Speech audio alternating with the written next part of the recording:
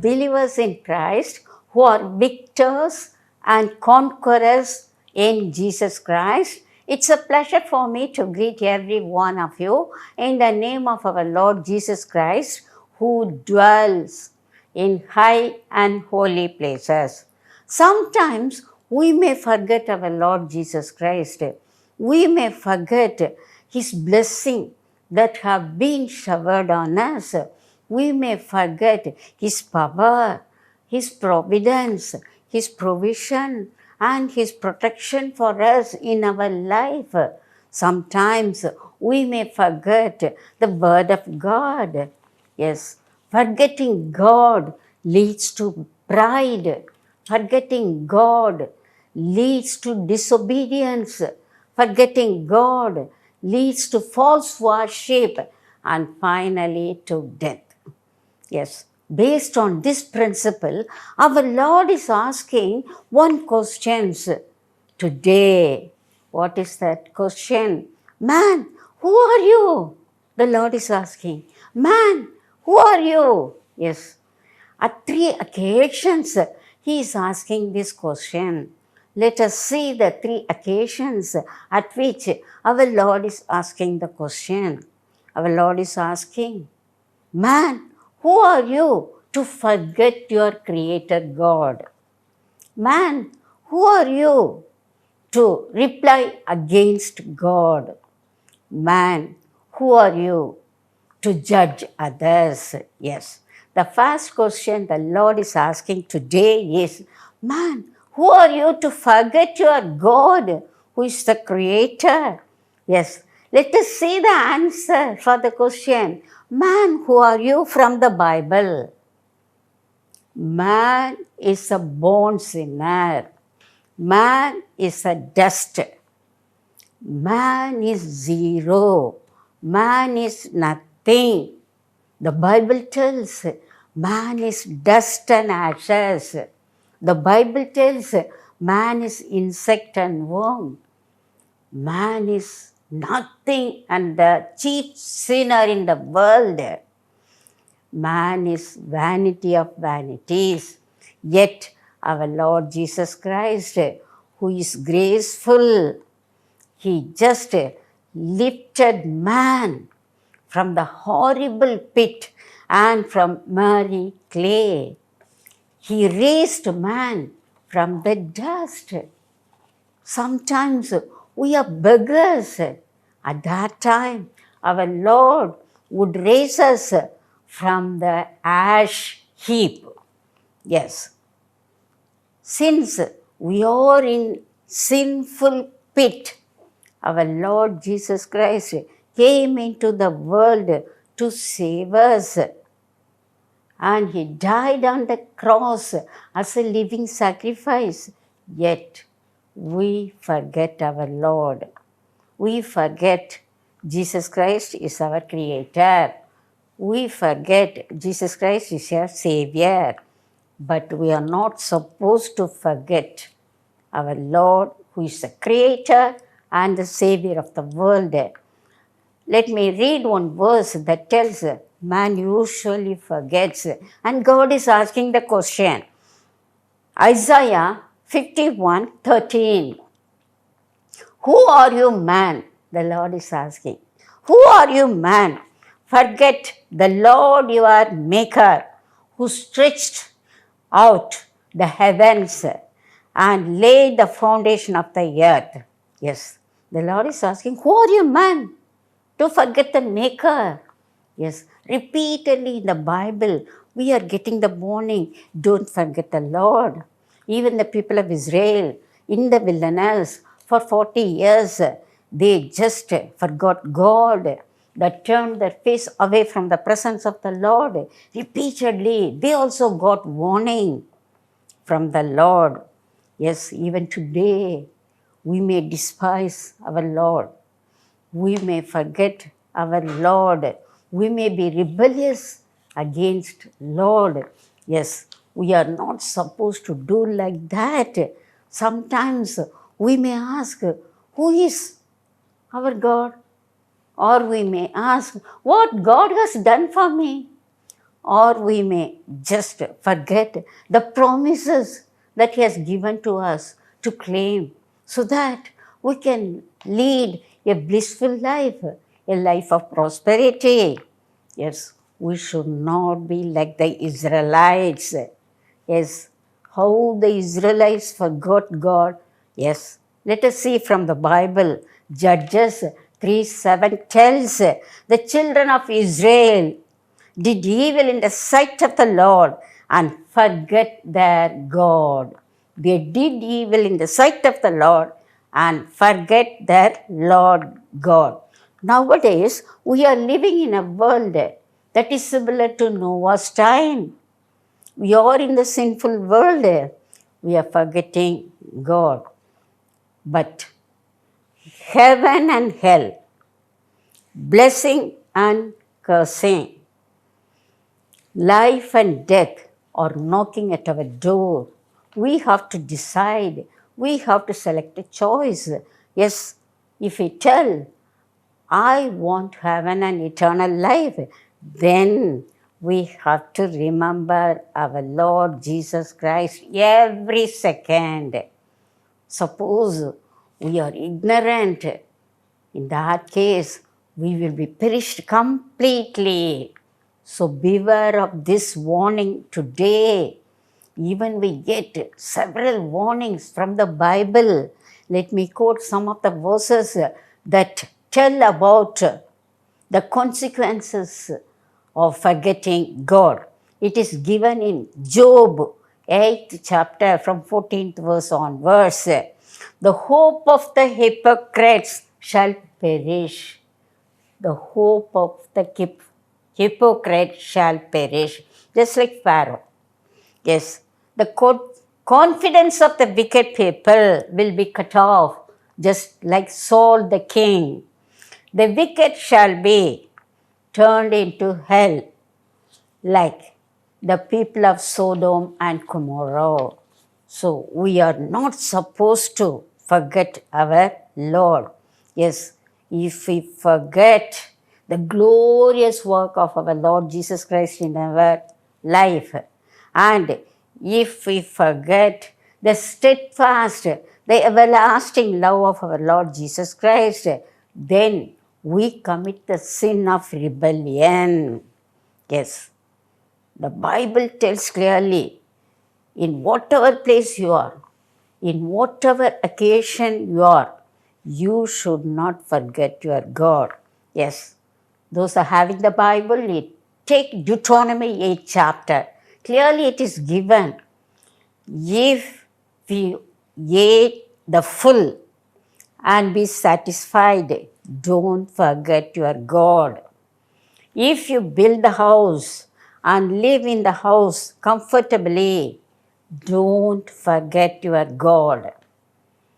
If the herd and the flock multiplied in your house, don't forget your Lord. If the silver and gold multiplied, then you are not supposed to forget your God. So, even in the poverty, we have to remember the Lord. Even in the prosperity, we have to remember the Lord. Suppose we forget our Lord, positively, definitely we will perish, because one thing you have to remember, one verse tells from the Bible that it is the Lord your God who has given you the strength to get wealth. Yes, suppose we are wealthy. If we just earn wealth, then it is because of the strength what God has given to us. So we should not forget our Lord. As I told, sometimes we may feel lazy and we may not read the Bible regularly. The Lord tells, if you forget the word, I will forget your children. So, listen carefully. The Bible tells we should not forget our Creator God, our Savior, and our Redeemer. We should not forget to read the Bible daily. We should not forget to kneel down and pray to God daily. We should not forget to be anointed by the Holy Spirit daily. We should not forget to do the ministry for the Lord daily. We should not forget to give thanks to our Lord. What are the blessings He showered on us? So we should be very careful in thanking our Lord every second. Yes, let me just give it with one illustration. One believer died and he was taken to heaven by two angels. The angels took him to one room where he saw a big table full of heaped letters. The angel told, "These are the letters from the earth from mankind. And these are the petition letters asking God to shower the blessing." Then they went to the second room. There also he saw the same thing, a big table with heaped letters. The angel told, "These are the answered letters from our Lord Jesus Christ." Then the third room they went. There they saw one table, but only two letters are there. The angel told, "That is the thanksgiving letters." Yes, man put petition after petition to Jesus Christ. Jesus Christ answered all the petitions. And Jesus Christ just gave everything for man. But in return, man is not thanking God. He is like the 9 lepers who forgot our Lord Jesus Christ, who healed them. We should not forget to thank our Lord what all the blessing we get from the Lord. Now, the second question our Lord is asking, man, who are you to just reply against God? Yes, we are not supposed to question our Lord. We are not supposed to question the will of our Lord, the plan of our Lord in our life. We should not argue foolishly with God. We should not reply back against the Lord. Yes, let me read the question for you. Romans 9:20. Oh man, who are you to reply against God? Oh man, who are you to reply against God? Will the thing formed say to him who formed it, "Why have you made me like this?" See the foolish question of man. Why have you made me? Yes, this verse tells the sovereign nature of our Lord Jesus Christ. He is the potter, we are the clay. He is the maker, we are the works of His hands. We should not ask God, "Lord, why have you created me?" That's a bad question. That's a foolish one that will lead us to death. Yes. Let me quote some parallel verse that will tell about forgetting and arguing with God. Yes, let me read that verse also. Isaiah 29:16 tells, "Shall the potter be esteemed as the clay? For shall the thing made say of him who made it, He did not make me." Drastic one. He did not make me. Or the thing formed say of him who formed it, He has no understanding. Yes, in this verse, we could just see two horrible, dangerous, and drastic statements of man. The first statement, "Lord, you didn't create me." The second statement, "Lord, you don't have understanding." Can man ask God like that? But some people ask like that. Yes, some people never accepted the theory of creation given in Genesis. You take Darwin. He was a great scientist. He put forth the theory of revolution. He didn't believe in the creation of the Bible. He told man is evolved from unicellular organism of protozoa. Step by step, man evolved from protozoa to chimpanzee, and finally man has been evolved. What a foolish theory is it? Yes.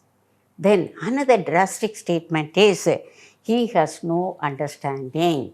Even today, man will question the power of God, the presence of God, the provision of God, and the wisdom of God.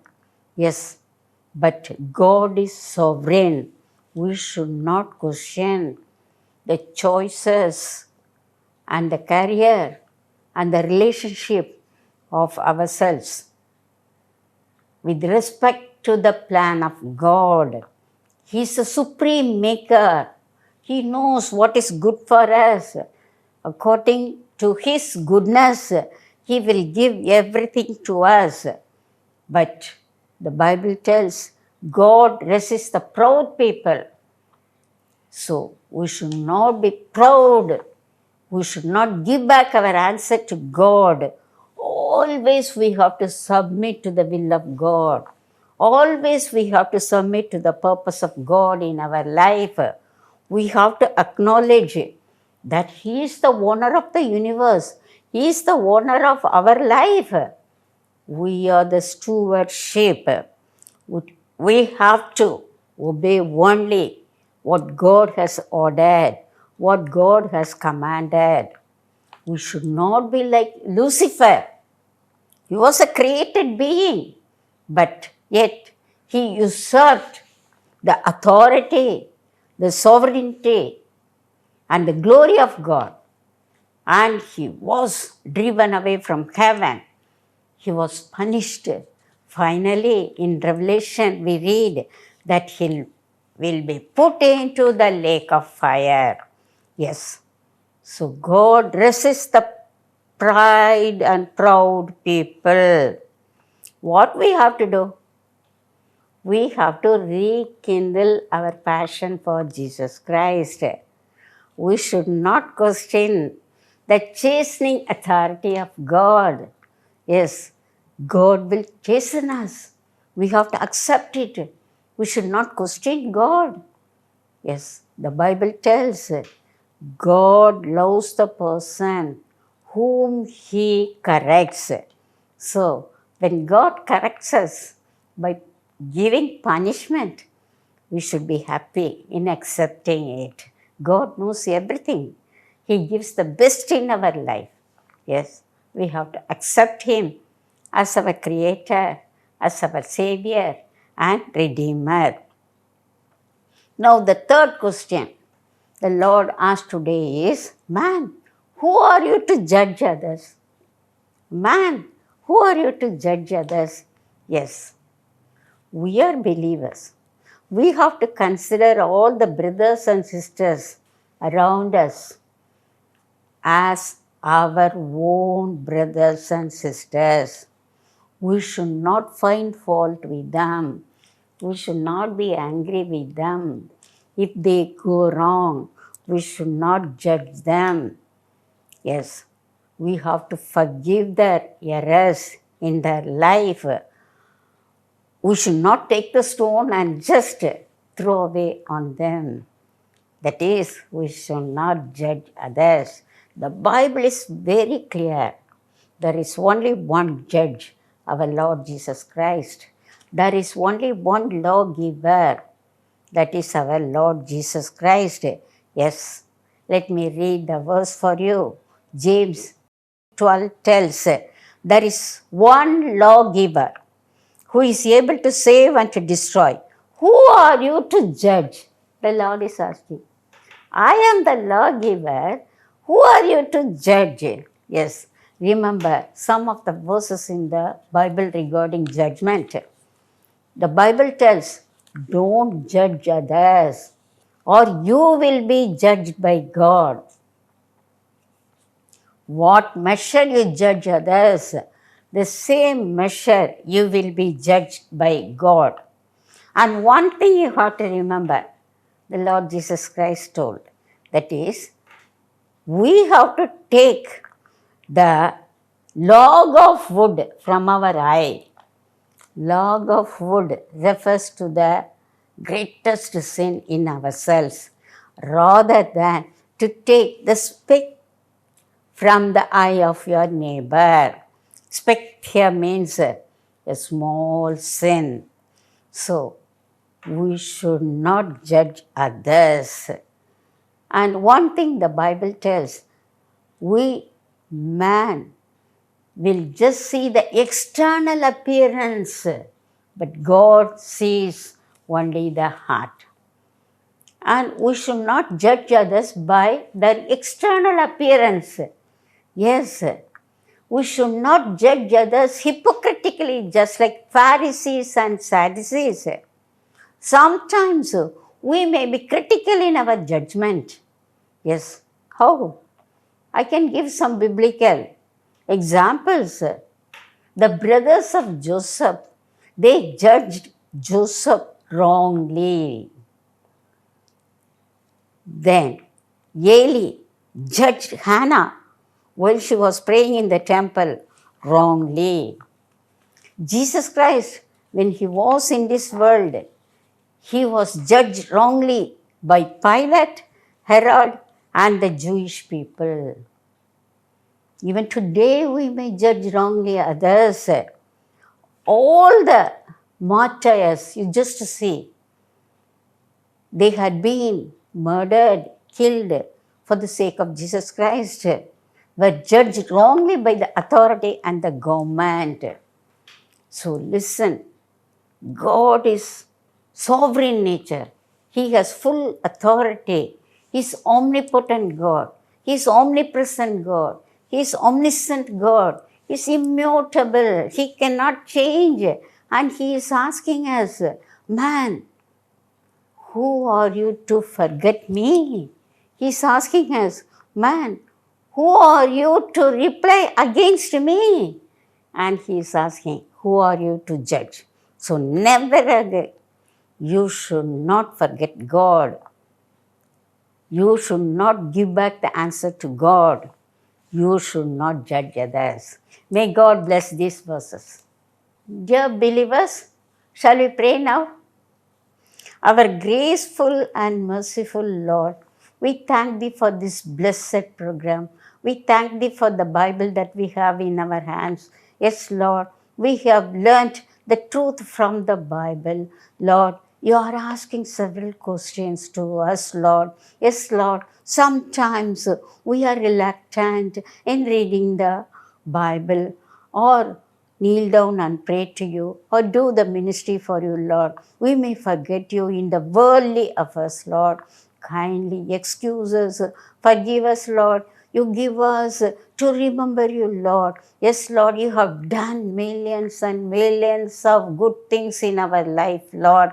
When we start counting the blessings, we cannot count because they are innumerable. Yes, Lord, anyway, we'll be counting the blessings daily. We'll be giving thanks to you, Lord. Yes, Lord, we want to praise you. We want to worship you. Yes, Lord.